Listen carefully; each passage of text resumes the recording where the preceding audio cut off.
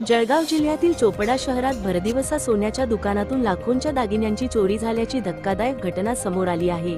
शहरातील मेन रोडवरील gold house या सराफा दुकानातून चोरट्यांनी हातचलाखी करत तब्बल 81 ग्रॅम सोन्याचे दागिने लंपास केले। या चोरीची संपूर्ण घटना दुकानातील सीसीटीव्ही कॅमेऱ्यात कैद झाली असून चोरीस गेलेल्या दागिन्यांची किंमत सुमारे 6,48,000 रुपये असल्याची माहिती आहे।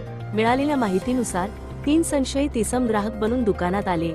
त्यांनी वेगवेगळे दागिने पाहण्याच्या बहाण्याने दुकानदाराचे लक्ष विचलित केले आणि काउंटरवर ठेवलेले प्रत्येकी 3 ग्रॅम वजनाचे एकूण 27 सोन्याचे पेंडॉल म्हणजेच 81 ग्रॅम सोन्याचे दागिने हातचलाखीने लंपास केले। दागिन्यांच्या वजनात तफावत आढळल्यानंतर हा प्रकार उघडकीस आला। घटनेची माहिती मिळताच पोलिसांनी घटनास्थळी धाव घेत पंचनामा केला, तसेच सीसीटीव्ही फुटेजच्या आधारे तपास सुरू केला आहे। दरम्यान शहरातील गजबजलेल्या मेन रोड परिसरातील सराफा दुकानात अशा प्रकारे चोरी झाल्याने व्यापाऱ्यांमध्ये भीतीचे वातावरण निर्माण झाले असून सीसीटीव्हीत कैद झालेल्या चोरट्यांना लवकरात लवकर अटक करून मुद्देमाल हस्तगत करण्याचे मोठे आव्हान पोलिसांसमोर उभे राहिले आहे।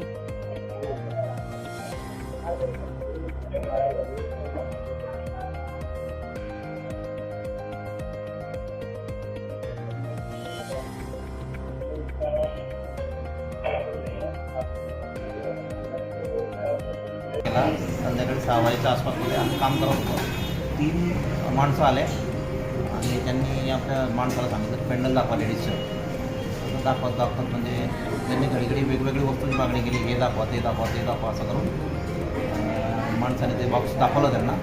त्यांनी एकदम सफाईने हातच्या लागीने ते पेंडलची पुडी होती ती मारली। साधारण 81 ग्राम पेंडल होतं त्याच्यामध्ये। संध्याकाळी लगभग 6 वाजून 5 मिनिटं ते 6 वाजून 20 मिनिटाच्या दरम्यानमध्ये ही घटना झाली।